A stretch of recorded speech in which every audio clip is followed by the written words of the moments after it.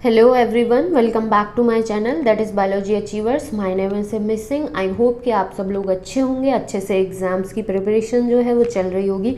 जैसा कि हम जानते हैं, हमने ह्यूमन फिजियोलॉजी का चैप्टर नंबर 18 स्टार्ट किया था। उसमें हमने बॉडी फ्लूइड्स में जो मेन बॉडी फ्लूइड है दैट इज़ ब्लड, उसके बारे में डिटेल में डिस्कशन किया हुआ है अप्रॉक्स 2 वीडियोज़ में। एंड देन लास्ट लेक्चर था, उसमें हमने ब्लड ग्रुप का जो कॉन्सेप्ट है उसके बारे में भी डिटेल में डिस्कशन किया हुआ है। आई होप कि वो सारे वीडियोस देखे हैं एंड हेल्पफुल रहे होंगे। उसके बाद जैसे कि हम बात करते हैं कि जो बॉडी फ्लूइड है, ब्लड जो है, उसका सर्कुलेशन जो है वो कैसे होता है, क्या पाथवे है जो वो फॉलो करता है। तो ह्यूमन बींग्स के केस में कैसे ब्लड का सर्कुलेशन है, किस तरीके का सर्कुलेटरी सिस्टम प्रेजेंट होता है ह्यूमन बींग्स में, और जो डिफरेंट एनिमल्स हैं, ऑर्गेनिजम्स हैं, उनमें किस तरीके का सर्कुलेटरी सिस्टम जो है वो प्रेजेंट होता है। या फिर हम बात करें कि सर्कुलेटरी पाथवे जो है वो उसके 2 पैटर्न होते हैं कि एक ओपन फॉर्म में प्रेजेंट होता है, एक क्लोज्ड फॉर्म में प्रेजेंट होता है। तो ऐसे कौन कौन से ऑर्गेनिजम्स, एनिमल्स हैं जिनमें ओपन सर्कुलेटरी सिस्टम देखने को मिलता है, या फिर ऐसे कौन से एनिमल्स, ऑर्गेनिजम्स हैं जिनमें क्लोज्ड सर्कुलेटरी सिस्टम देखने को मिलता है, और कितने चैम्बर्ड हार्ट जो है वो प्रेजेंट होता है डिफरेंट ग्रुप ऑफ एनिमल्स में। ये सारी की सारी चीज़ें हम इस पर्टिकुलर वीडियो में डिटेल में डिस्कशन करने वाले हैं, और साथ ही साथ ह्यूमन सर्कुलेटरी सिस्टम जो है उसको भी बहुत अच्छे से डिटेल में डिस्कशन करने वाले हैं कि जो ह्यूमन हार्ट है उसमें ब्लड का फ्लो किस मैनर में, किस पैसेज में होता है। ये सारी की सारी चीज़ें आज के इस पर्टिकुलर वीडियो में हम डिटेल में डिस्कशन करने वाले हैं। सो स्टार्ट करते हैं। सबसे पहले यहाँ पर हम देख सकते हैं कि जो सर्कुलेटरी पाथवे है उसके 2 पैटर्न हैं। सर्कुलेटरी जो पैटर्न है वो 2 तरीके का होता है कि open circulatory system and closed circulatory system. So open circulatory system की अगर हम बात करें तो इसमें क्या होता है कि जो आर्थ्रोपॉड्स होते हैं या फिर मॉलस्का जो होता है, इनमें ओपन सर्कुलेटरी सिस्टम जो है वो प्रेजेंट होता है, देखने को मिलता है। तो हार्ट जो है वो क्या करता है, पंप करता है ब्लड को। हार्ट ने पंप किया ब्लड को, फिर उसके बाद ये क्या होता है, पास कर दिया जाता है लार्ज वेसल्स, या फिर लार्ज वेसल्स में जो स्पेस प्रेजेंट है उसमें, या फिर जो बॉडी कैविटीज़ हैं उनमें ये क्या होता है, पंप हो जाता है ब्लड, जो कि हार्ट ने पंप किया था उसको। तो ये जो सारे के सारी चीज़ें हैं, जैसे कि लार्ज वेसल्स जिसमें स्पेस प्रेजेंट है, या फिर बात की जाए कैविटीज़, बॉडी कैविटीज़, तो इनको हम साइनसेस के नाम से भी जानते हैं। तो क्या हुआ कि हार्ट जो है उसने ब्लड को पंप किया, पंप करने के बाद वो जो ब्लड है वो कहाँ जाएगा, लार्ज वेसल्स में जो स्पेस है वहाँ पर, या फिर बॉडी कैविटीज़ जिसको हम साइनसेस के नाम से जानते हैं वहाँ पर जाएगा। और ये पूरा का पूरा सिस्टम जो है वो ओपन फॉर्म में प्रेजेंट होता है, किसी भी तरीके का क्लोज्ड नेटवर्क जो है वो नहीं प्रेजेंट होता है इस तरीके के पर्टिकुलर ऑर्गेनिज्म, एनिमल्स में। सो इस बेसिस पे हम कहते हैं कि जो आर्थ्रोपॉड्स, मोलस्क्स जो होते हैं उनमें ओपन सर्कुलेटरी सिस्टम जो है वो प्रेजेंट होता है, देखने को मिलता है। साथ ही साथ अगर यदि बात की जाए कि क्लोज्ड सर्कुलेटरी सिस्टम, तो क्लोज्ड से समझ में आ रहा है कि एक क्लोज मैनर में ब्लड का सर्कुलेशन जो है वो हो रहा होगा। तो जो एनेलिड्स होते हैं, कॉर्डेट्स जो होते हैं, इन पर्टिकुलर एनिमल्स जो हैं उनमें क्लोज्ड सर्कुलेटरी सिस्टम जो है वो देखने को मिलता है। तो सेम इसमें भी क्या होगा कि हार्ट जो है उसने ब्लड को पंप किया, पंप करने के बाद ब्लड का जो सर्कुलेशन है, उसका जो फ्लो है, उसका जो पैसेज है वो किसके थ्रू होगा, क्लोज्ड नेटवर्क होता है ब्लड वेसल्स का, उसके थ्रू पूरे बॉडी में ये क्या है, सर्कुलेट होता है, एक क्लोज्ड नेटवर्क जो है उसके फॉर्म में। तो इस बेसिस पर कहा जाता है कि जो एनेलिड्स होते हैं, कॉर्डेट्स होते हैं, मैमल्स जैसे कि इंक्लूडिंग ह्यूमन बींग्स जो हैं, उनमें क्लोज्ड सर्कुलेटरी सिस्टम जो है वो प्रेजेंट होता है, वो देखा जाता है ब्लड सर्कुलेशन के पैटर्न में। आई होप कि ये दोनों चीज़ें अच्छे से समझ में आई होंगी। एंड अब हम देखते हैं कि जो डिफरेंट ग्रुप ऑफ एनिमल्स हैं उनमें कितने चैम्बर्ड हार्ट जो है वो प्रेजेंट होता है, और किस तरीके से ब्लड का सर्कुलेशन जो है वो देखने को मिलता है, इसके बारे में भी आगे चल के अब देखते हैं। सो अगर यदि मैं बात करूं कि जो फिश होती हैं उनमें 2 चैम्बर्ड हार्ट जो है वो प्रेजेंट होता है। अब ये जो दो चैम्बर हैं उसमें से एक चैम्बर जो है उसको हम एट्रियम, एट्रिया के नाम से जानते हैं, दूसरा चैम्बर जो होता है उसको हम वेंट्रिकल के नाम से जानते हैं। सो फिश जो होती है उसमें एक एट्रियम होता है, एक क्या होता है, वेंट्रिकल होता है। ये हो गया फिश का केस। अगर यदि अदर एनिमल्स की बात की जाए, जैसे कि एम्फीबियंस हो गए, रेप्टाइल्स हो गए। अब रेप्टाइल्स में एक्सेप्ट क्रोकोडाइल, क्रोकोडाइल जो है उसको छोड़कर बाकी के सारे रेप्टाइल्स जो हैं और जो एम्फीबियंस हैं उनमें 3 चैम्बर्ड हार्ट जो है वो प्रेजेंट होता है। 3 चैम्बर्स में से 2 एट्रियम होते हैं और एक वेंट्रिकल होता है। ये चीज़ भी बहुत ज़्यादा इंपॉर्टेंट है। क्यों? क्योंकि इससे रिलेटेड सिर्फ और सिर्फ ये नहीं पूछा जाएगा कि 3 चैम्बर्ड हार्ट किस में प्रेजेंट है, 2 chambered, 4 chambered. May be question को और थोड़ा ट्रिकी बनाने के लिए ये भी दिया जा सकता है 3 चैम्बर की जगह पे कि 2 एट्रियम एंड 1 वेंट्रिकल जो है वो कौन से ग्रुप ऑफ एनिमल्स में प्रेजेंट होता है। तो एम्फीबियंस, रेप्टाइल्स एक्सेप्ट क्रोकोडाइल, इसमें प्रेजेंट होता है 3 चैम्बर्ड हार्ट। उसके बाद अगर यदि बात की जाए कि जो बर्ड्स हैं, मैमल्स हैं, इंक्लूडिंग ह्यूमन बींग्स, तो इनमें क्या होता है, 4 चैम्बर्ड हार्ट प्रेजेंट होता है। 4 चैम्बर होते हैं हार्ट के, जिसमें से 2 एट्रियम होते हैं, 2 वेंट्रिकल होते हैं। ये हम डिटेल में आज के वीडियो में डिस्कस करने वाले हैं, जो कि बहुत ही ज़्यादा इंटरेस्टिंग और अमेजिंग कॉन्सेप्ट होने वाला है। सो वीडियो के एंड तक ज़रूर बने रहिएगा। कंटेंट पसंद आता है, वीडियोस अच्छे रहते हैं, हेल्पफुल रहते हैं, तो प्लीज़ चैनल को ज़रूर सब्सक्राइब करें, अपने फ्रेंड्स के साथ भी शेयर करें। कोई ज़रूरी नहीं है कि बायो वाले ही आपके फ्रेंड्स हैं तो उन्हीं के साथ शेयर करना है, किसी और के साथ भी शेयर कर सकते हैं, क्योंकि ये एक बहुत ही इंटरेस्टिंग और एक जनरल टॉपिक है। हर किसी को थोड़ी बहुत क्यूरियोसिटी रहती है कि हमारा जो हार्ट है उसका ऑर्गेनाइजेशन, उसकी एनाटॉमी कैसी है, कैसे वो ब्लड को पंप करता है, कैसे हमारी पूरी बॉडी में ब्लड जो है उसका फ्लो रहता है। सो ये सारी की सारी चीज़ें बहुत इंटरेस्टिंग और क्यूरियोसिटी जनरेट करने वाली होती है। सो नॉन बायोलॉजी वाले स्टूडेंट्स जो हैं, आपके फ्रेंड्स जो हैं, उनके साथ भी शेयर कर सकते हैं। सो अब अगर यदि हम बात करें कि जो फिश हैं जिनमें 2 चैम्बर हार्ट प्रेजेंट होता है, तो उन 2 चैम्बर में कैसे ब्लड का सर्कुलेशन होता है, कैसे ब्लड का फ्लो जो है वो देखने को मिलता है। तो यहाँ पर हम क्या करते हैं, एक रफ बेसिस पर इस तरीके से 2 चैम्बर्स जो है उनको ड्रॉ कर लेते हैं। एक एट्रियम होता है, एक क्या होता है, वेंट्रिकल। सिंपल सा है, ठीक है। तो फिश में क्या हुआ कि जो हार्ट है उसने पंप किया ब्लड। अब इसमें देखना ये है कि पंप करता है out deoxygenated blood which is oxygenated by gills. जैसे ही हार्ट जो है उसने, फिश का हार्ट है, फिश के डिफरेंट बॉडी पार्ट्स हैं, तो जो डिफरेंट बॉडी पार्ट्स हैं जिनमें डीऑक्सीजनेटेड इम्प्योर ब्लड है, वहाँ से हार्ट ने पंप किया, ठीक है, डीऑक्सीजनेटेड ब्लड। उसको कहाँ डिलीवर कर दिया, फिश के जो गिल्स होते हैं वहाँ पर। गिल्स में ये जो डीऑक्सीजनेटेड ब्लड है वो कन्वर्ट होगा प्योर फॉर्म में, जिसको हम ऑक्सीजनेटेड फॉर्म के नाम से जानते हैं। ऑक्सीजनेटेड फॉर्म में कन्वर्ट हुआ, कन्वर्ट होने के बाद बॉडी के सारे पार्ट्स जो हैं वहाँ पर इसकी सप्लाई कर दी जाती है। सो इस तरीके से एक सिंगल सर्क्यूलर मैनर में ब्लड का फ्लो देखने को मिलता है फिश में, कि डीऑक्सीजनेटेड ब्लड जो है बॉडी के डिफरेंट पार्ट से पंप किया हार्ट ने पंप करने के बाद इसको डिलीवर कर दिया गिल्स में, जहाँ पर ये ऑक्सीजनेटेड फॉर्म में कन्वर्ट होगा। कन्वर्ट होने के बाद बॉडी के पूरे पार्ट्स में इसकी सप्लाई कर दी जाएगी। एक सिंगल सर्कुलर मैनर में ब्लड जो है उसका सर्कुलेशन देखने को मिला फिश के केस में। थोड़ा सा ट्रिकी हो जाता है एम्फीबियंस और रेप्टाइल्स के केस में। एम्फीबियंस और रेप्टाइल्स का केस भी देख लेते हैं। तो जैसे कि हम जानते हैं कि एम्फीबियंस और रेप्टाइल्स जो है इनमें 3 चैम्बर्ड हार्ट प्रेजेंट है, जिसमें से क्या होता है, 2 एट्रियम होते हैं, right atrium and left atrium, और एक सिंगल क्या होता है, वेंट्रिकल होता है। इस तरीके से रफ बेसिस पर हम ये चीज़ समझ सकते हैं। तो इसमें क्या होता है कि जो राइट एट्रियम है, ये चीज़ बहुत इंपॉर्टेंट है, शॉर्ट में लिख रही हूँ लेकिन बहुत ज़्यादा इंपॉर्टेंट है। राइट एट्रियम जो है उसकी बात की जाती है और लेफ्ट एट्रियम की बात की जाती है।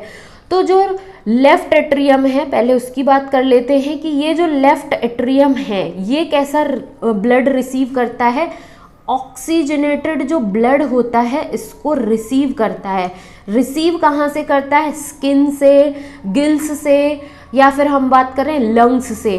सो लंग्स से, गिल्स से, स्किन से इसने क्या किया? रिसीव किया ऑक्सीजनेटेड ब्लड जो है उसको।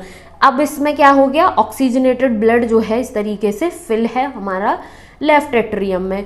राइट एट्रियम जो है इसमें कैसा ब्लड होता है? डीऑक्सीजनेटेड। सो डीऑक्सीजनेटेड ब्लड को शॉर्ट में हम इस तरीके से भी लिखते हैं। सो राइट एट्रियम जो है ये किससे फिल है? डीऑक्सीजनेटेड ब्लड से। अब दोनों एट्रियम जो है वो फिल हो गए डिफरेंट टाइप के ब्लड से। लेफ्ट एट्रियम में ऑक्सीजनेटेड ब्लड है, राइट एट्रियम जो है उसमें डीऑक्सीजनेटेड ब्लड है। ये दोनों जो हैं अब इस ब्लड को कहाँ पर फिल कर देते हैं? एक सिंगल वेंट्रिकल जो है वहाँ पर। तो इसमें से आया ऑक्सीजनेटेड ब्लड, इसमें से आया डीऑक्सीजनेटेड ब्लड। इस तरीके से यहाँ पर हम कलर भी चेंज कर लेते हैं। ये हो गया हमारा पिंक कलर का डीऑक्सीजनेटेड ब्लड और ब्लू कलर वाला है ऑक्सीजनेटेड ब्लड। इस तरीके से अब क्या होगा? एक सिंगल वेंट्रिकल जो है वो प्रेजेंट होता है एम्फीबियंस और रेप्टाइल्स में। तो दोनों ब्लड जो है उसकी क्या होगी? मिक्सिंग हो जाएगी। मिक्सिंग होने के बाद ये जो वेंट्रिकल है यहाँ से बॉडी के डिफरेंट पार्ट्स में ब्लड की सप्लाई हो जाती है। सो इस तरीके से कहा जाता है कि जो एम्फीबियंस हैं, रेप्टाइल्स हैं, इनमें क्या होता है कि इनकम्प्लीट डबल सर्कुलेशन का जो पैटर्न है, जो उसका जो पैसेज है, जो पाथवे है, वो कैसा होता है? इनकम्प्लीट डबल सर्कुलेशन पाथवे जो है देखा जाता है एम्फीबियंस एंड रेप्टाइल्स में। सो यहाँ पर यही सब चीज़ें लिखी हुई हैं कि the left atrium receive oxygenated blood, जैसा कि हमने जाना, from gills, skin and lungs, and the right atrium gets the deoxygenated blood from other body parts. However, they get mixed up in the single ventricle which pump out mixed blood, जिसको हम incomplete double circulation के नाम से जानते हैं। So I hope कि fish में किस तरीके का पाथवे जो है फॉलो होता है, एम्फीबियंस एंड रेप्टाइल्स जो है उनमें कैसा पाथवे फॉलो होता है, ये चीज़ अच्छे से समझ में आई होगी, क्लियर हो गया होगा। फिर भी कोई डाउट रहता है, कोई क्वेरी रहती है तो मे बी रिपीट मोड में वीडियो देखने पर वो अच्छे से क्लियर हो जाता है। अगर उसके बाद भी नहीं क्लियर होता है तो प्लीज़ कमेंट सेक्शन में ज़रूर कमेंट करें। अब आते हैं हम बर्ड्स और मैमल्स के केस में। सो ये चीज़ तो हम जान चुके हैं कि जो बर्ड्स हैं, मैमल्स हैं, उनमें 4 चैम्बर्ड हार्ट जो है वो प्रेजेंट होता है। तो एक रफ बेसिस पे पहले 4 चैम्बर्ड हार्ट जो है वो हम बना लेते हैं।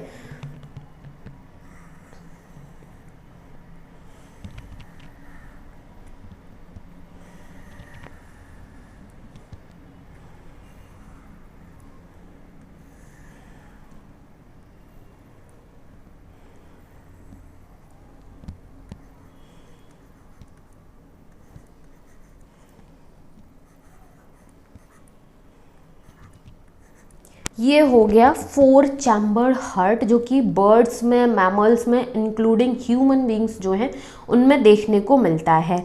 अब बात आती है कि जो राइट साइड होता है ये कैसा ब्लड कैरी करता है? ये कैरी करता है डीऑक्सीजनेटेड ब्लड, जिसको हम इम्प्योर ब्लड के नाम से भी जानते हैं। और जो लेफ्ट साइड होता है हार्ट का वो कैसा ब्लड कैरी करता है? Oxygenated blood. सो ये कॉन्सेप्ट बहुत अच्छे से क्लियर करते हुए चलना है, ठीक है, कि लेफ्ट साइड जो होती है दैट मीन्स कि लेफ्ट एट्रियम, लेफ्ट वेंट्रिकल की जब बात की जाएगी तो वहाँ पर ऑक्सीजनेटेड ब्लड की बात की जा रही होगी, और जब बात की जाएगी राइट एट्रियम और राइट वेंट्रिकल की तो इसमें डीऑक्सीजनेटेड इम्प्योर ब्लड की बात की जाएगी। एक तो ये कॉन्सेप्ट क्लियर होना चाहिए सबसे पहले। अब देखते हैं oxygenated and deoxygenated blood received by the left and right atria respectively passes on to the ventricles of the same side। अब ये जो थोड़ी ट्रिकी सी लाइन हमें दे दी, यहाँ पर ये कहा गया है कि जो ऑक्सीजनेटेड और डीऑक्सीजनेटेड ब्लड है वो रिसीव्ड होता है by the left and right atria.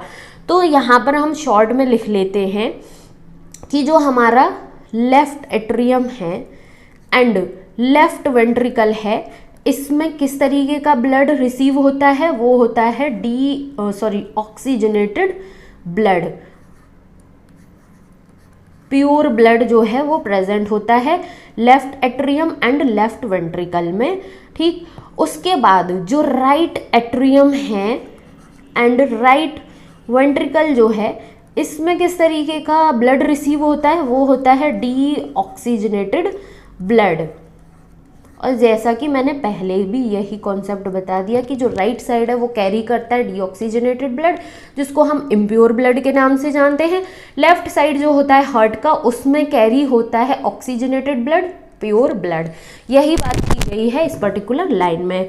The ventricles pump it out without any mixing up. ये जो वेंट्रिकल्स हैं वो क्या करते हैं, चाहे वो राइट साइड का वेंट्रिकल हो चाहे वो लेफ्ट साइड का वेंट्रिकल हो, ये ब्लड को पंप करते हैं विदाउट एनी मिक्सिंग। क्यों? क्योंकि ये जो चारों चैम्बर हैं वो अपने आप में सेपरेटेड रहते हैं एक दूसरे से, इनकी खुद की मिक्सिंग नहीं हो रही होती है चैम्बर्स की, तो ब्लड जो है वो कैसे मिक्स हो सकता है। सो वेंट्रिकल जो है वो पंप करता है बिना किसी मिक्सिंग के।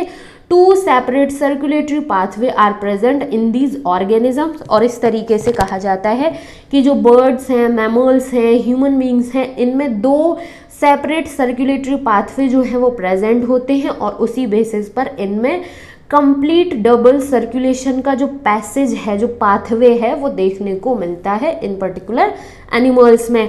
अब ये जो डबल सर्कुलेशन का पाथवे है या फिर दो सेपरेट सर्कुलेटरी पाथवे जो प्रेजेंट हैं बर्ड्स में, मैमल्स में, इंक्लूडिंग ह्यूमन बींग्स, जिसमें से कि हमें ह्यूमन का सर्कुलेटरी सिस्टम जो है वो इंडिपेंडेंटली डिटेल में डिस्कशन करना है। सो वही आगे हम इस पर्टिकुलर वीडियो में डिस्कस करने वाले हैं। आई होप कि ये जो छोटा छोटा सा कॉन्सेप्ट था, एक इंट्रोडक्शन बेसिस पर चीज़ें बताई गई थी, वो अच्छे से समझ में आई होंगी, क्लियर हुई होंगी। अब डिटेल में मूव करते हैं ह्यूमन सर्कुलेटरी सिस्टम के बारे में। कुछ जनरल सी इंफॉर्मेशन है ह्यूमन सर्कुलेटरी सिस्टम के बारे में, वो सारी चीज़ें पहले देख लेते हैं, उसके बाद डिटेल में डिस्कशन करते ही रहेंगे। जो ह्यूमन सर्कुलेटरी सिस्टम है उसको हम कार्डियोवैस्कुलर सिस्टम के नाम से भी जानते हैं भाई, ब्लड वेस्कुलर सिस्टम के नाम से भी जानते हैं। इसके ये दो ऑल्टरनेटिव नेम हैं जो कि हमें पता होने चाहिए। अब बात आती है कि जो सर्कुलेटरी सिस्टम है उसके मेन कंपोनेंट, एक तो ऐसा चीज़ होगा जो कि सर्कुलेट होना है। अब उसको सर्कुलेट करने के लिए कोई ऑर्गन भी चाहिए होगा, कोई मीडियम चाहिए होगा, वो भी ज़रूरी है। तो मेन कंपोनेंट क्या हो जाते हैं सर्कुलेटरी सिस्टम के, एक मीडियम जो चाहिए होता है जो कि है हार्ट। किसका सर्कुलेशन होना है भाई? ब्लड का सर्कुलेशन होना है। किसके थ्रू होना है? ब्लड वेसल्स के थ्रू भी होना है, जो जिसमें ब्लड वेसल्स में आ जाते हैं आर्टरीज, वेन्स एंड कैपिलरीज। इस तरीके से हार्ट, ब्लड, ब्लड वेसल्स जिसमें आर्टरीज, वेन्स एंड कैपिलरीज आ जाते हैं, ये क्या होते हैं? मेन कंपोनेंट हो जाते हैं circulatory system, human circulatory system जो है उसके। अब सबसे पहले बात की जाती है हार्ट की। तो जैसे कि अभी तक थोड़ी बहुत चीज़ तो हम जान चुके हैं कि ह्यूमन हार्ट भी जो है वो 4 चैम्बर होता है। वो जो 4 चैम्बर हैं वो फर्दर डिवाइडेड होते हैं एट्रियम और वेंट्रिकल में। एट्रियम जो है वो राइट एट्रियम, लेफ्ट एट्रियम में डिवाइडेड होता है। वेंट्रिकल भी सेम, राइट वेंट्रिकल और लेफ्ट वेंट्रिकल इस तरीके से डिवाइडेड होता है। ये इतनी इन्फॉर्मेशन हम ऑलरेडी जान चुके हैं। इसके अलावा कुछ और एक्सटर्नल इन्फॉर्मेशन जो है उसके बारे में भी देख लेते हैं। हार्ट जो है वो मीजोडर्मली डिराइव्ड ऑर्गन होता है। साथ ही साथ अब बहुत सारे लोगों का एक मिथ होता है, ये चीज़ बहुत सारे लोगों को गलत इन्फॉर्मेशन पता है, इवन मुझे खुद भी ये चीज़ पता थी पहले, अभी से पहले, कि जो ह्यूमन हार्ट है, जो हमारा हार्ट है वो हमारे लेफ्ट साइड में, बॉडी के लेफ्ट साइड में प्रेजेंट होता है। भाई ये बिल्कुल गलत इन्फॉर्मेशन है। क्यों? क्योंकि जो ह्यूमन हार्ट है वो लेफ्ट साइड में ना राइट साइड में, बिल्कुल बीचों बीच में जो थोरेसिक कैविटी है, जो हमारे 2 लंग्स हैं, लंग्स के नीचे डायफ्राम है, तो जो हमारे 2 लंग्स हैं और डायफ्राम के जस्ट ऊपर में हमारा हार्ट जो है वो बीचों बीच में प्रेजेंट होता है। अब ये लेफ्ट साइड का कॉन्सेप्ट कहाँ से आया? ये कॉन्सेप्ट आया कि जो हार्ट का लेफ्ट साइड होता है उसकी जो लेफ्ट साइड की जो वॉल होती है वो थिक होती है राइट साइड के कंपैरिजन में। इसी वजह से हार्ट की जो अपीयरेंस है वो हमें लेफ्ट साइड पर फील होती है, और इसीलिए बहुत सारे लोगों को ये पता रहता है कि ह्यूमन हार्ट जो है, जो हमारा दिल है, वो हमारे लेफ्ट साइड में प्रेजेंट होता है। सो आई होप कि ये चीज़ भी अच्छे से क्लियर हो गई होगी कि जो हमारा हार्ट है वो थोरेसिक कैविटी में प्रेजेंट होता है, बीचों बीच में प्रेजेंट होता है, बट लेफ्ट साइड में इसकी अपीयरेंस फील होती है। क्यों? क्योंकि जो हार्ट का लेफ्ट साइड है उसकी जो वॉल है वो थिक होती है राइट साइड के कंपैरिजन में। ये ही बात की गई है इस पर्टिकुलर पॉइंट में। सो हार्ट जो है वो सिचुएटेड होता है in the thoracic cavity in between the two lungs and above the diaphragm. जो हमारा डायफ्राम है उसके जस्ट ऊपर और लंग्स के बीचों बीच में प्रेजेंट होता है हमारा हार्ट, हमारा दिल। इसके बाद और इन्फॉर्मेशन की अगर बात की जाए तो यहाँ पर ये बहुत ही कॉम्प्लेक्स डिटेल्ड स्ट्रक्चर हैं हार्ट के, जो कि हम मूव करके आएंगे बाद में ये भी। लेकिन उससे पहले और इन्फॉर्मेशन की बात की जाए तो अगर यदि हम ह्यूमन हार्ट के साइज़ की बात करें तो जो हमारी एक हाथ की बंद मुट्ठी जो होती है उसका जितना लगभग साइज़ हमें दिखता है उसके साइज़ का लगभग हमारा दिल होता है। एक एडल्ट ह्यूमन का हार्ट जो है उसका साइज़ उतना ही होता है। So the heart in adult human is about the size of our closed fist. अगर मेजरमेंट वाइज बात की जाए तो लंबाई में 12 सेंटीमीटर होता है लगभग, और उसके विड्थ की बात की जाए तो वो होती है अप्रॉक्स 9 सेंटीमीटर। ठीक है, अब जो हमारा हार्ट होता है वो एक डबल मेम्ब्रेनस वॉल जो है उससे कवर्ड होता है। मीन्स हार्ट के जो चारों चेम्बर हैं उसके चारों तरफ 2 वॉल वाली मेम्ब्रेनस कवरिंग होगी, लेयरिंग होगी। फॉर एग्जाम्पल कि इस तरीके से जो बहुत लोगों का दिल टूटता है, इस तरीके से ये हमने दिल बना लिया, तो ये जो हार्ट है इसके चारों तरफ इस तरीके से डबल वॉल्ड मेम्ब्रेनस कवरिंग होती है जिसको हम पेरिकार्डियम के नाम से जानते हैं। अब ये जो डबल मेम्ब्रेनस वॉल है इसके अंदर एक ल्यूब्रिकेटिंग फ्लूइड प्रेजेंट होता है जिसको हम पेरिकार्डियल फ्लूइड के नाम से जानते हैं।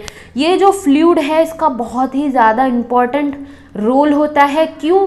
क्योंकि जब हमारा हार्ट जो है बीट कर रहा है, धड़कता है, तो उस टाइम पर जो फ्रिक्शन डेवलप होना होता है तो उसको कम करने का काम करता है, और कुछ भी इंजरी हो, मैकेनिकल इंजरी ना हो, उससे भी बचाता है।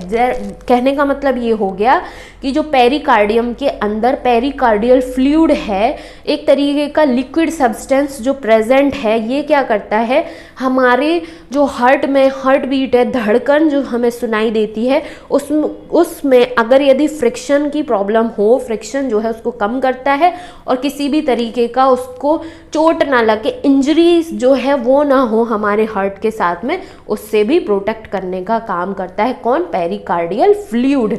आई होप कि अभी तक की सारी इन्फॉर्मेशन जो है वो अच्छे से समझ में आई होगी। अब बात आती है कि हार्ट के जो चैम्बर्स हैं उसके बारे में। ऑलरेडी हम जान चुके हैं कि 4 चैम्बर्ड हार्ट जो है वो देखा जाता है ह्यूमन बीइंग्स में, फिर भी थोड़ा सा और डिटेल में देख लेते हैं। यहाँ पर हैज़ डेस, यहाँ से 4 ही गायब हो गया।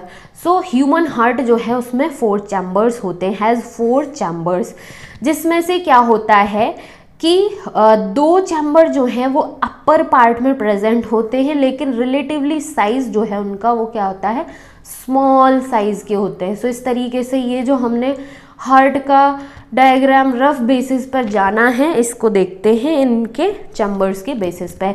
तो यहाँ पर फर्स्ट पॉइंट जो है इसमें यही बात की गई है, 2 रिलेटिवली स्मॉल अपर चैम्बर्स। जैसा कि हम देख सकते हैं ऊपर के जो 2 चैम्बर हैं वो रिलेटिवली स्मॉल साइज के होते हैं, जिनको हम एट्रियम के नाम से या एट्रिया के नाम से जानते हैं। राइट साइड वाले को राइट एट्रियम, लेफ्ट साइड वाले को लेफ्ट एट्रियम के नाम से जानते हैं। उसी के साथ साथ लोअर वाला पार्ट जो होता है हार्ट का, लोअर रीजन जो होती है, वहाँ पर रिलेटिवली लार्ज साइज के 2 और डिफरेंट चैम्बर्स होते हैं जिनको हम वेंट्रिकल्स के नाम से जानते हैं। सो राइट साइड वाले वेंट्रिकल्स को हम राइट वेंट्रिकल बोलेंगे, लेफ्ट साइड वाले को लेफ्ट वेंट्रिकल बोलते हैं। अब बात आती है कि जो एट्रियम है, चाहे वो राइट एट्रियम हो या फिर लेफ्ट एट्रियम हो। ये जो दोनों एट्रियम हैं वो एक दूसरे से सेपरेटेड होते हैं एक सेप्टम के थ्रू, और उस पर्टिकुलर सेप्टम को हम इंटर एट्रियल सेप्टम के नाम से जानते हैं, जो कि बहुत ही थिन कवरिंग होती है। ये बोल सकते हैं कि बहुत ही थिन मस्क्यूलर वॉल जो है उससे ये दोनों एक दूसरे से सेपरेटेड होते हैं। सो इस तरीके से जो अभी हमने स्ट्रक्चर ड्रॉ किया था, यहाँ पर अगर मैं सिर्फ और सिर्फ एट्रियम्स की बात करूँ कि ये जो दो एट्रियम हैं, राइट एंड लेफ्ट एट्रियम, ये दोनों जो है वो बहुत ही थिन मस्क्यूलर वॉल या फिर बहुत ही थिन मस्क्यूलर कवरिंग जो है उससे एक दूसरे से सेपरेटेड होते हैं। और ये जो सेपरेटेड कर रहा है जिसको हम सेप्टम, इंटर एट्रियल सेप्टम बोलते हैं इसको। सो ये रहा पर्टिकुलर नाम जो कि सेपरेट करता है right and left atria atrium को। आई होप कि ये कॉन्सेप्ट जो है वो क्लियर हुआ होगा। इसको हम इंटर एट्रियल सेप्टम के नाम से जानते हैं, जो कि राइट एंड लेफ्ट एट्रियम को सेपरेट करता है। उसी तरीके से फिर आ जाता है कि जो यहाँ पर अच्छे से और समझ लेते हैं भाई।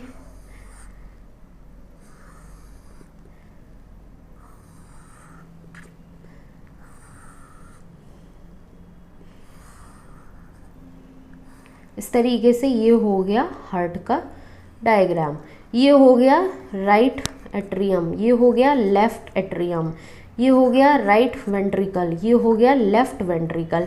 अब ये वाला पॉइंट तो हम समझ चुके हैं कि राइट एट्रियम और लेफ्ट एट्रियम जो है वो एक थिन मस्क्यूलर वॉल कवरिंग जो है उससे सेपरेटेड होते हैं, जिसको हम इंटर एट्रियल सेप्टम के नाम से जानते हैं।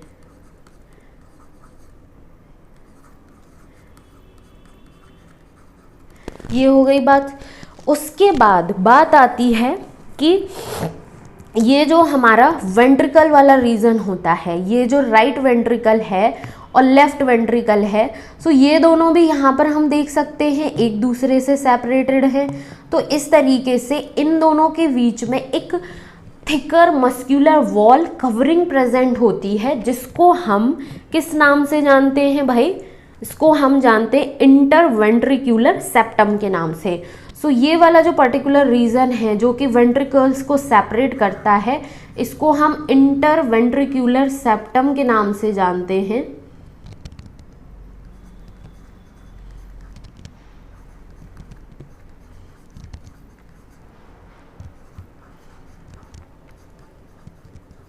ये क्या करता है?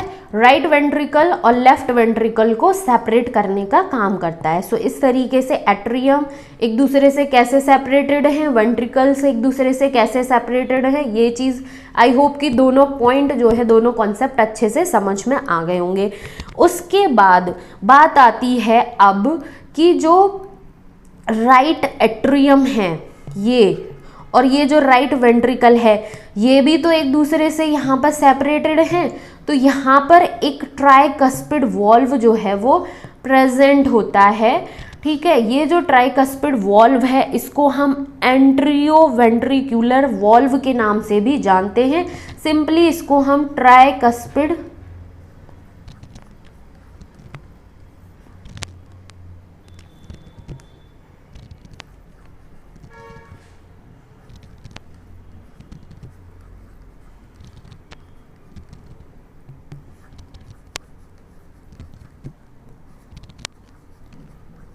एंट्रियोवेंट्रिकुलर वॉल्व के नाम से जानते हैं।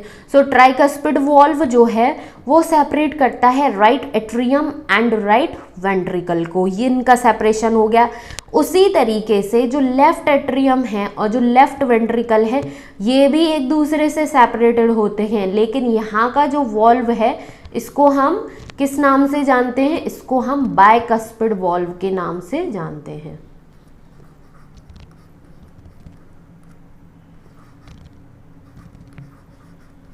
बाइकस्पिड वॉल्व जो है उसको हम एक और ऑल्टरनेटिव नेम से भी जानते हैं, जिसको हम मिट्रल वॉल्व के नाम से जानते हैं। सो जो लेफ्ट एट्रियम है वो लेफ्ट वेंट्रिकल से बाइकस्पिड वॉल्व या फिर मिट्रल वॉल्व के थ्रू सेपरेटेड होता है। आई होप कि ये जो 4 चेम्बर हैं कैसे एक दूसरे से सेपरेटेड हैं ये कॉन्सेप्ट अच्छे से समझ में आ गया होगा। अब बात आती है कि जो ब्लड का फ्लो है, ठीक है, वो कैसे होता है, जो ह्यूमन हार्ट में ब्लड का फ्लो है वो कैसे हो रहा है। तो उस चीज़ को समझने के लिए हम चलते हैं डायग्राम के ऊपर, जो कि बहुत ही ज़्यादा इम्पॉर्टेंट डायग्राम है। तो यहाँ पर क्या होता है, जैसे कि यहाँ पर 1-2 कॉन्सेप्ट जो हैं वो माइंड में लेके रखते हुए चलने हैं कि जो राइट साइड है वहाँ पर कैसा ब्लड होगा, deoxygenated blood, impure blood present होगा। दैट मीन्स कि ये जो राइट साइड है यहाँ पर डीऑक्सीजनेटेड ब्लड होगा, ये जो राइट साइड है लेफ्ट साइड जो है वहाँ पर क्या होगा, ऑक्सीजनेटेड ब्लड प्रेजेंट होगा, ब्लड का फ्लो देखने को मिलेगा। राइट साइड में क्या आ जाते हैं हमारे राइट एट्रियम और राइट वेंट्रिकल, और लेफ्ट साइड में क्या आ जाता है हमारा left atrium and left ventricle. भाई ये लिखते लिखते बहुत खुद में ही कन्फ्यूज़न सा होने लगता है। ये हो गया। ये इन्फॉर्मेशन अगर हम अपने माइंड में मेकअप करके चलेंगे तो ब्लड का फ्लो जो है वो बहुत ईजी, बहुत ही चुटकियों में समझ में आ जाएगा। तो बात ये होती है कि जैसे कि हमने ये जाना कि जो ह्यूमन हार्ट है वो थोरेसिक कैविटी जो है वहाँ उसके बीचों बीच में प्रेजेंट है। तो थोरेसिक कैविटी का जो अपर वाला पार्ट है, दैट मीन्स कि नेक वाला रीजन हो गया, हेड रीजन हो गया, शोल्डर वाला रीजन हो गया ह्यूमन बीइंग का, ये वाला पार्ट जो है यहाँ का जो इम्प्योर ब्लड है वो किसके थ्रू आता है, और जो थोरेसिक कैविटी के नीचे वाला पार्ट है, एब्डोमेन रीजन हो गया, लेग्स वाला रीजन हो गया, स्टमक, इस वाले रीजन से किसके थ्रू ब्लड जो है डीऑक्सीजनेटेड ब्लड आता है। सो ह्यूमन हार्ट जो है उसके लोअर पार्ट में एक इंफीरियर वेना कैवा जो है वो प्रेजेंट होता है, जैसा कि हम यहाँ पर देख सकते हैं ये इंफीरियर वेना कैवा है। सो ये क्या करता है, इंफीरियर वेना कैवा जो है वो डीऑक्सीजनेटेड ब्लड, जो लोअर बॉडी पार्ट्स हैं वहाँ से डीऑक्सीजनेटेड ब्लड को कैरी करता है, कैरी करने के बाद राइट एट्रियम में फिल कर देता है। ये हो गया लोअर पार्ट का इम्प्योर ब्लड राइट एट्रियम में पहुँच गया। उसी के साथ साथ जो बॉडी के अपर पार्ट हैं उनका जो डीऑक्सीजनेटेड ब्लड है वो क्या होता है, सुपीरियर वेना कैवा हार्ट के अपर रीजन में इस तरीके से प्रेजेंट होता है। सो सुपीरियर वेना कैवा जो है वो डीऑक्सीजनेटेड ब्लड जो है बॉडी के अपर पार्ट्स जो हैं वहाँ से कैरी करता है, कैरी करने के बाद कहाँ पर फिल कर देता है, राइट एट्रियम में। इसने इंफीरियर वेना कैवा ने डीऑक्सीजनेटेड ब्लड लिया, बॉडी के लोअर पार्ट से फिल कर दिया राइट एट्रियम में। सुपीरियर वेना कैवा बॉडी के अपर पार्ट से डीऑक्सीजनेटेड ब्लड जो है उसको कैरी करता है और कहाँ पर ट्रांसफ़र कर देता है, राइट एट्रियम में। सो इस तरीके से राइट एट्रियम जो है उसमें फिल हो गया डीऑक्सीजनेटेड ब्लड बॉडी के अपर एंड लोअर पार्ट से।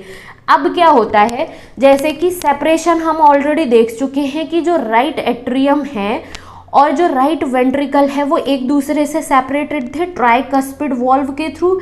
तो क्या होता है कि जब राइट एट्रियम में डीऑक्सीजनेटेड ब्लड फिल हो गया तो राइट एट्रियम जो है उसमें कॉन्ट्रैक्शन होगा। कॉन्ट्रैक्शन होने की वजह से ट्राइकस्पिड वॉल्व जो है वो ओपन हुआ।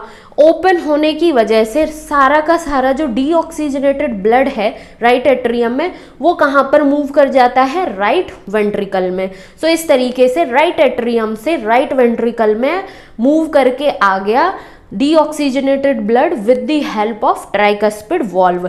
जैसे ही राइट वेंट्रिकल में डीऑक्सीजनेटेड ब्लड आ जाता है, ट्राइकस्पिड वॉल्व जो है वो क्या हो जाता है, क्लोज हो जाता है। बैक फ्लो ना हो ब्लड का, उसको रोकने के लिए, उसको प्रिवेंट करने के लिए ट्राइकस्पिड वॉल्व जो है वो क्या हो गया, क्लोज हो गया।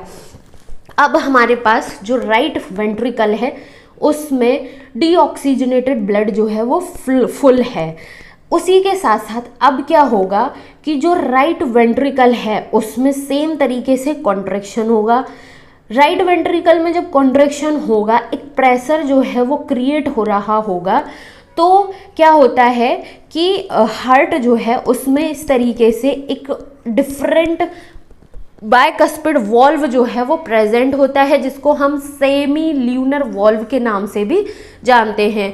तो जैसे ही राइट वेंट्रिकल जो है उसमें कॉन्ट्रैक्शन हुआ, कॉन्ट्रैक्शन होने की वजह से प्रेशर जनरेट हुआ, प्रेशर जनरेट होने से जो बायकस्पिड वॉल्व है जो कि पल्मोनरी आर्टरी को जा रहा है वो ओपन हो जाता है। तो राइट वेंट्रिकल से सारा का सारा ब्लड जो है वो पल्मोनरी आर्टरी जो है हमारा उसमें चला जाता है। तो इस तरीके से होता है, एट्रियम से राइट वेंट्रिकल में आया ब्लड, राइट वेंट्रिकल जो है उसमें कॉन्ट्रैक्शन हुआ, कॉन्ट्रैक्शन होने की वजह से जो डीऑक्सीजनेटेड ब्लड था वो मूव कर गया पल्मोनरी आर्टरी के थ्रू हमारे लंग्स में। अब पल्मोनरी आर्टरी के थ्रू जो डीऑक्सीजनेटेड ब्लड लंग्स में पहुंच गया है, वहां पर डीऑक्सीजनेटेड जो ब्लड है उसका कन्वर्जन होगा ऑक्सीजनेटेड फॉर्म में। सो लंग्स में क्या हुआ कि क्या कहते हैं, डीऑक्सीजनेटेड ब्लड जो है वो कन्वर्ट हो गया ऑक्सीजनेटेड फॉर्म में। अब क्या होगा कि जो लंग्स में ऑक्सीजनेटेड प्योर जो ब्लड है वो किसके थ्रू आएगा, तो वो लंग्स में जो ऑक्सीजनेटेड ब्लड है वो पल्मोनरी वेन्स, यहाँ पर हम देख सकते हैं कि ये जो पल्मोनरी वेन्स हैं ये कैरी करती हैं ऑक्सीजनेटेड ब्लड को। सो लंग्स से ऑक्सीजनेटेड ब्लड जो है वो कहाँ आएगा, पल्मोनरी वेन्स में। पल्मोनरी वेन्स जो है, अब ये जो ब्लड लंग्स में आ गया है जो कि ऑक्सीजनेटेड फॉर्म में है, तो ऑक्सीजनेटेड ब्लड जो है वो पल्मोनरी वेन्स के थ्रू कहाँ पर जाएगा भाई, लेफ्ट एट्रियम जो है वहाँ पर आ जाएगा। सो ये जो पल्मोनरी वेन्स हैं ये ऑक्सीजनेटेड ब्लड को लेकर आ रही होंगी लंग्स से, और लंग्स से लाकर कहाँ पर फिल कर देंगी, लेफ्ट एट्रियम में। अब लेफ्ट एट्रियम जो है उसमें ऑक्सीजनेटेड ब्लड आ गया, लेफ्ट एट्रियम जो है उसमें फिल हो गया ऑक्सीजनेटेड ब्लड। और जैसा कि हम ऑलरेडी जान चुके हैं कि जो लेफ्ट एट्रियम है और जो लेफ्ट वेंट्रिकल है ये एक दूसरे से सेपरेटेड होते हैं एक और बायकस्पिड वॉल्व जो है उसके थ्रू। तो जैसे ही लेफ्ट एट्रियम में ऑक्सीजनेटेड ब्लड फिल हुआ पल्मोनरी वेन्स के थ्रू, तो लेफ्ट एट्रियम जो है उसमें कॉन्ट्रैक्शन होगा, एक प्रेशर जनरेट होगा। कॉन्ट्रैक्शन होने की वजह से जो लेफ्ट एट्रियम और लेफ्ट वेंट्रिकल के बीच में बायकस्पिड वॉल्व जो प्रेजेंट था वो ओपन होगा। तो ओपन होते ही लेफ्ट एट्रियम से सारा का सारा ब्लड जो है वो फ्लो करके मूव करके कहाँ पर आ जाएगा, लेफ्ट वेंट्रिकल में, और फिर बायकस्पिड वॉल्व जो है वो क्लोज हो जाएगा जिससे कि बैक फ्लो ना हो ब्लड का। अब आ गया हमारे पास जो ब्लड है, ऑक्सीजनेटेड ब्लड जो है वो कहाँ आ गया, लेफ्ट वेंट्रिकल में। लेफ्ट वेंट्रिकल में ब्लड फुल हो चुका है जो कि ऑक्सीजनेटेड प्योर ब्लड है। सेम उसी तरीके से लेफ्ट वेंट्रिकल जो है उसमें क्या होगा, कॉन्ट्रैक्शन होगा। कॉन्ट्रैक्शन होने की वजह से जो ऑक्सीजनेटेड ब्लड है वो मूव कर जाएगा अयोर्टा में। ये जो हम देख सकते हैं, ये जो रेड कलर का इस तरीके का ये जो स्ट्रक्चर है ये क्या है, एओर्टा के नाम से जानते हैं इसको। सो जो लेफ्ट वेंट्रिकल है इसमें कॉन्ट्रैक्शन होगा, कॉन्ट्रैक्शन होने की वजह से bicuspid valve, semi lunar valve, सो ये डिफरेंट होते हैं। ऐसा नहीं है कि एक ही सेमी ल्यूनर वॉल से ऑक्सीजनेटेड ब्लड भी जा रहा है और डीऑक्सीजनेटेड भी जा रहा है, नहीं भाई, सेपरेटेड होते हैं। सो लेफ्ट वेंट्रिकल में कॉन्ट्रैक्शन होगा, कॉन्ट्रैक्शन होने की वजह से bicuspid valve, semi lunar valve की हेल्प से जो ऑक्सीजनेटेड ब्लड है वो किस में मूव कर जाएगा, एओर्टा में। और जैसे ही जो क्या कहते हैं ऑक्सीजनेटेड ब्लड एओर्टा में पहुंचेगा, एओर्टा के थ्रू बॉडी के डिफरेंट पार्ट्स जो हैं उसमें ब्लड की सप्लाई हो जाएगी। सो इस तरीके से ब्लड का फ्लो जो है वो देखने को मिलता है ह्यूमन बीइंग के केस में। सो इसको एक और छोटे से समराइज वे में हम बात कर लें कि जो बॉडी के लोअर पार्ट का डीऑक्सीजनेटेड ब्लड है वो इंफीरियर वेना केवा के थ्रू राइट एट्रियम में पहुंचता है। बॉडी के अपर पार्ट का जो डीऑक्सीजनेटेड ब्लड है वो सुपीरियर वेना केवा के थ्रू राइट एट्रियम में पहुंचता है। राइट एट्रियम में कॉन्ट्रैक्शन होता है, कॉन्ट्रैक्शन होने की वजह से ट्राइकस्पिड वॉल्व के थ्रू जो डीऑक्सीजनेटेड ब्लड है सारा का सारा वो कहाँ जाता है, राइट वेंट्रिकल में। राइट वेंट्रिकल जो है उसमें कॉन्ट्रैक्शन होता है, कॉन्ट्रैक्शन होने की वजह से बायकस्पिड वॉल्व के थ्रू होते हुए पल्मोनरी आर्टरी के थ्रू सारा का सारा डीऑक्सीजनेटेड ब्लड कहाँ पहुँच जाता है, लंग्स में, जहाँ पर उसका कन्वर्जन होता है डीऑक्सीजनेटेड फॉर्म से ऑक्सीजनेटेड में कन्वर्ट हो जाता है। और जब ऑक्सीजनेटेड फॉर्म में कन्वर्ट हो जाता है तो पल्मोनरी वेन्स के थ्रू सारा का सारा जो ऑक्सीजनेटेड ब्लड है वो किस में आ जाता है, लेफ्ट एट्रियम में। लेफ्ट एट्रियम में कॉन्ट्रैक्शन होने की वजह से बायकस्पिड वॉल्व के थ्रू सारा का सारा ब्लड जो है वो फिल हो जाता है लेफ्ट वेंट्रिकल में। लेफ्ट वेंट्रिकल में कॉन्ट्रैक्शन होता है तो उसकी वजह से डिफरेंट बायकस्पिड वॉल्व के थ्रू सारा का सारा ब्लड कहाँ चला जाता है, आयोटा में, और आयोटा से बॉडी के डिफरेंट पार्ट्स में ब्लड की सप्लाई हो जाती है, ब्लड का फ्लो देखने को मिलता है। सो इस तरीके से ह्यूमन हार्ट के चारों चेम्बर एक दूसरे से कैसे सेपरेटेड हैं और ह्यूमन हार्ट जो है उसमें ब्लड का फ्लो किस तरीके से होता है, ये सारी की सारी चीज़ें इस तरीके से एक सीक्वेंसिंग मैनर में चलती हैं। अगर यदि हम रिटन स्लाइड्स की बात करें तो उसमें भी ये सारी की सारी इन्फॉर्मेशन बहुत अच्छे से दी हुई है। अगर यदि फिर भी इसके रिगार्डिंग कोई कन्फ्यूज़न रहता है, कोई क्वेरी रहती है तो प्लीज़ कमेंट सेक्शन में ज़रूर कमेंट करें। उसके अलावा कुछ एक थोड़ा सा छोटा मोटा और इन्फॉर्मेशन रहता है ये पर्टिकुलर स्लाइड में, एंड ये रहे। तो ये जो पर्टिकुलर स्लाइड है इसमें जो इन्फॉर्मेशन है रिगार्डिंग हार्ट के रिगार्डिंग है, फ्लो वगैरह से रिलेटेड नहीं है, जो कि हम अपकमिंग नेक्स्ट वीडियो में पढ़ेंगे। बिकॉज अभी में इतना समझना इंडिविजुअल बेसिस पर बहुत ज़रूरी है, बहुत सारी चीज़ों को एक साथ मिक्सअप नहीं करना जिससे कि हमारा कन्फ्यूज़न जो है वो क्रिएट हो, इस तरीके की कोई गलती नहीं करनी है। तो ब्लड का जो फ्लो है ह्यूमन हार्ट में उसका कॉन्सेप्ट एंड जो 4 चैम्बर्स हैं वो एक दूसरे से कैसे सेपरेटेड हैं, ये बहुत अच्छे से समझना, बहुत अच्छे से जानना बहुत ज़रूरी है। सो इस तरीके से ह्यूमन हार्ट जो है उसका कॉन्सेप्ट हमारा यहाँ पर हो जाता है फिनिश। आई होप कि ये पर्टिकुलर वीडियो जो है वो बहुत अच्छे से समझ में आया होगा, हेल्पफुल रहा होगा। एंड प्लीज़ मेरे चैनल को ज़रूर सब्सक्राइब करें, वीडियो को लाइक करें एंड अपने फ्रेंड्स के साथ भी शेयर करें, और अपनी हेल्थ का बहुत अच्छे से ध्यान रखें। रेगुलर बेसिस पर अपनी पढ़ाई जो है उसको भी करते रहें। Thank you so much for watching.